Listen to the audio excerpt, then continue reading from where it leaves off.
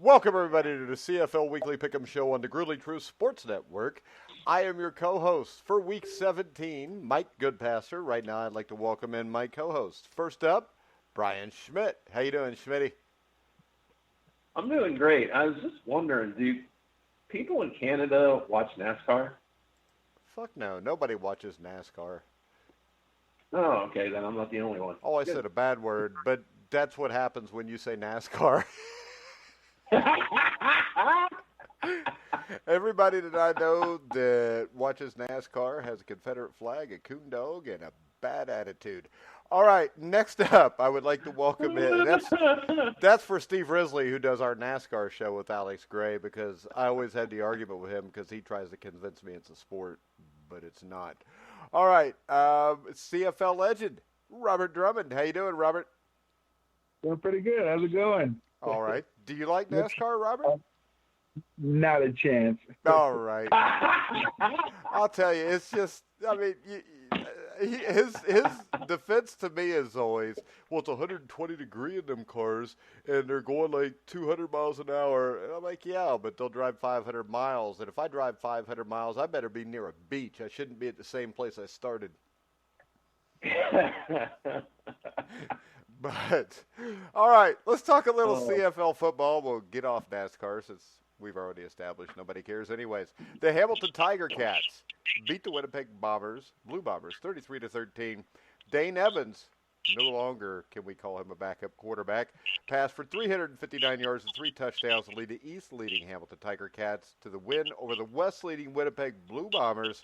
And the thing that struck me here, Robert, wasn't that Hamilton won. It was by how easily they won. Yeah, Dane Evans is pretty much establishing himself. I said, and I've been saying last week and the weeks prior to that, a quarterback's job is really to manage a game, and not lose it for him. And he did throw an interception, but he had 3 touchdown passes, so he well made up for that. But, he did a great job, masterful job of moving them up and down the field and putting points on the board, and that's what a good quarterback's supposed to be. We're past the point of calling him a backup quarterback. He's a legit bona fide starter in this league. Yeah, and Chris Strevler for the Winnipeg Blue Bombers. Not a terrible game, but when you look at the touchdown to interceptions, 1 touchdown, 2 interceptions. Andrew Harris was held to just 37 yards on 10 carries. This Hamilton Ticats defense is pretty legit, Schmitty, and I think if Winnipeg, their chances to win the Grey Cup, I don't think are there without Matt Nichols. Yeah, it's definitely not there.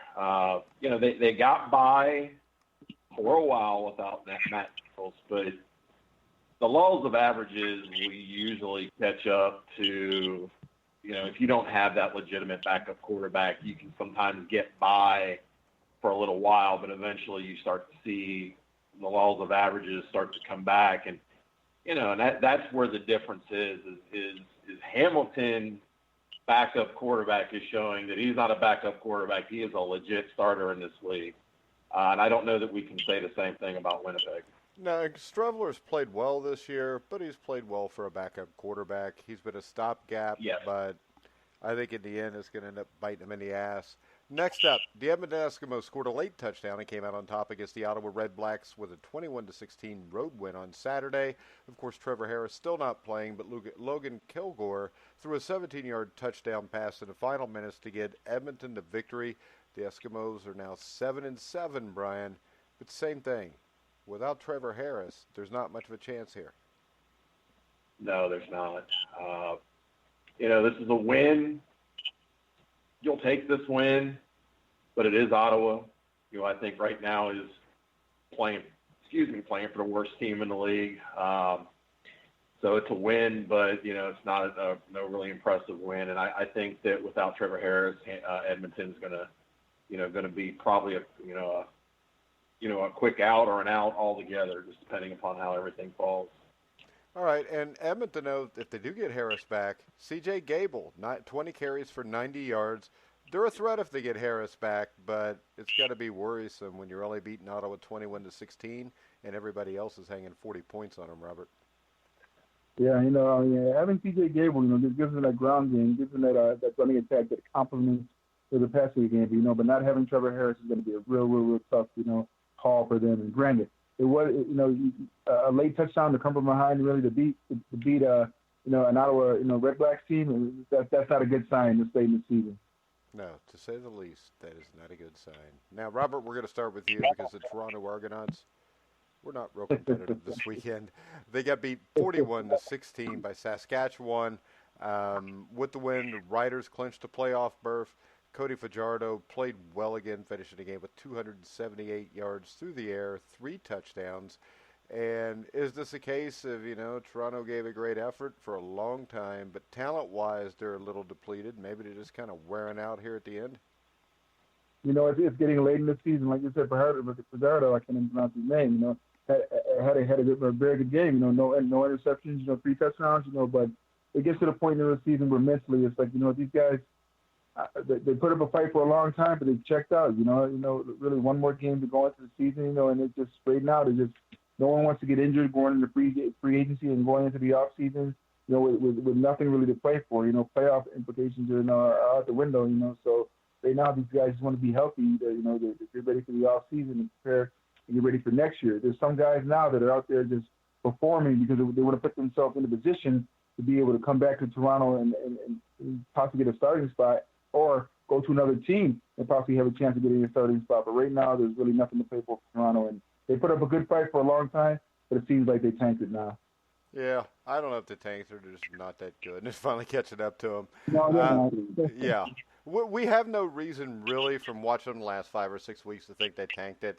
I think they just got their ass beat, and it happens from time to time, especially when you're playing a team like Saskatchewan, Brian, who with Cody Fajardo, the way he's played this year, he completed 85% of his passes in this game. William Powell running the ball. The Riders are one of the 3 best teams in this league, I think. Yeah, they are, and again, they have that great mixture of a quarterback that goes out, completes passes at a high percentage, really doesn't turn the ball over. They run the ball well enough. They play good defense. Good special teams. They do everything well. They're not,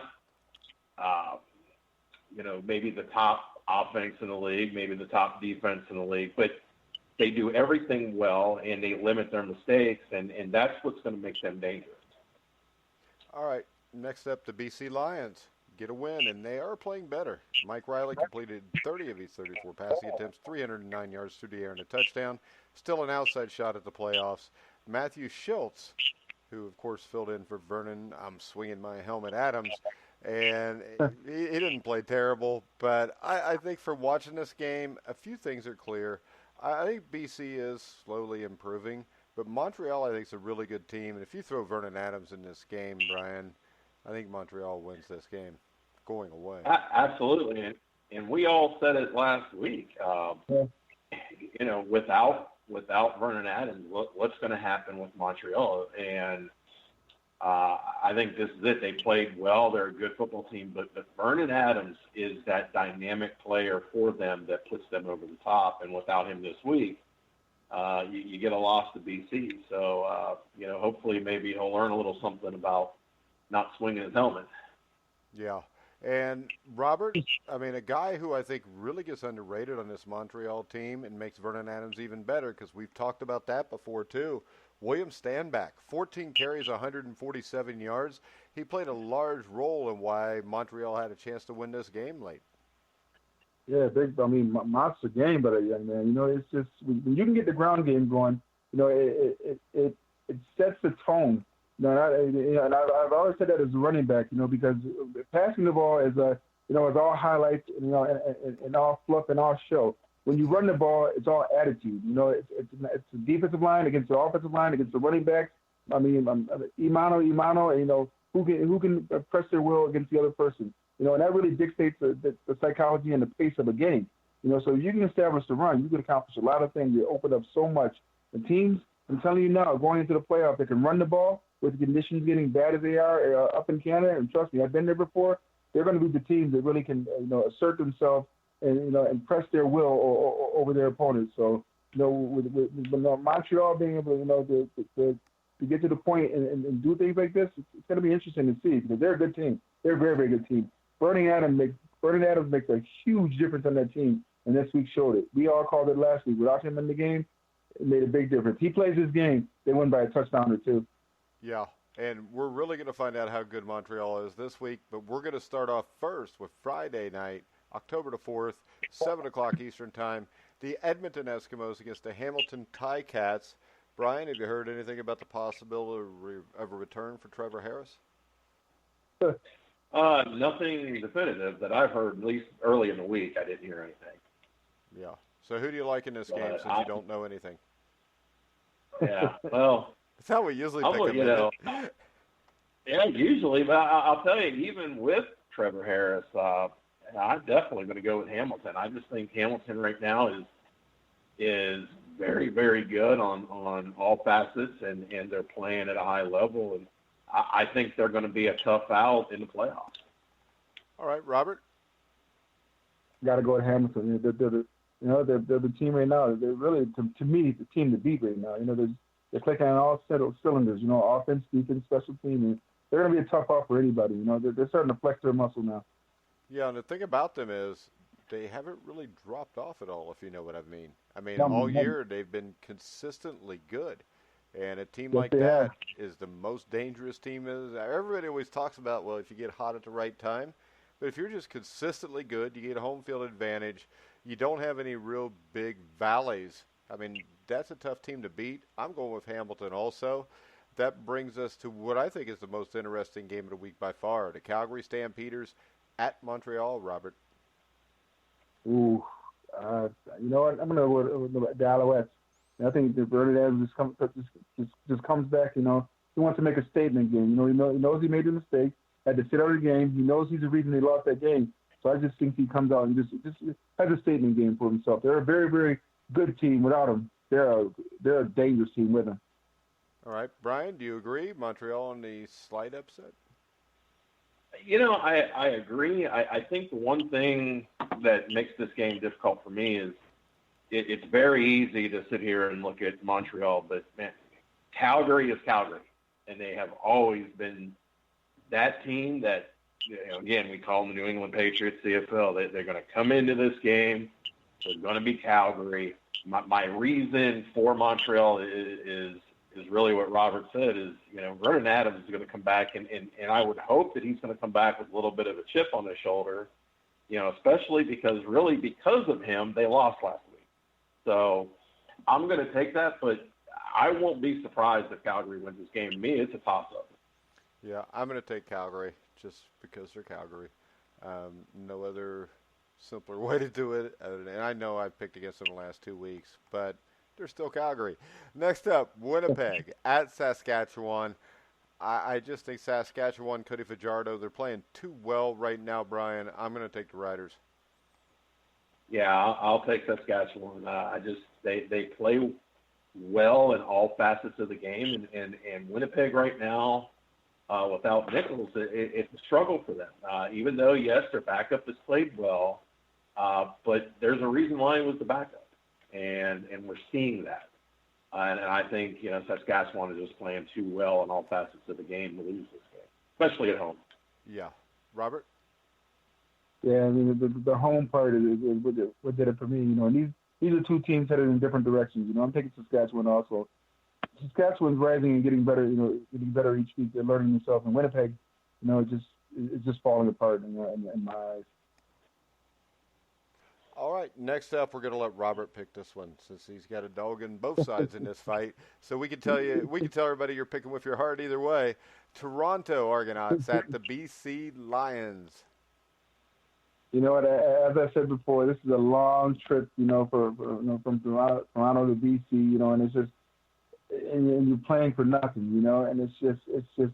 I think the Argonauts players have checked out. They might play tough for like a series or at least a quarter, but in the end, I think the BC Lions are going to win this game. It's just they're home, they're more rested. It makes a big difference. And I pick the Lions in this game. I'm just going to go with the Lions because they have Mike Riley and he's played good the last few weeks. Brian. Yeah, I'm going to go with the Lions. I think everything that Robert said is 100% accurate.